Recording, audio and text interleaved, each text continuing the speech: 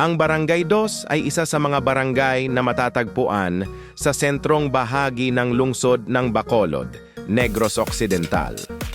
Bago ito naging formal na barangay, ang lugar ay bahagi ng poblasyon ng Bacolod, ang sentro ng kabuhayan, pamahalaan at simbahan noong panahon ng mga Kastila.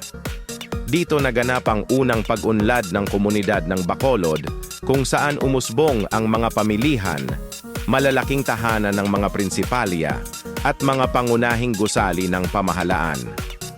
Dahil sa estratehikong lokasyon nito malapit sa dalampasigan ng Guimaras Strait, naging mahalaga ang Barangay 2 sa usapin ng kalakalan at transportasyon.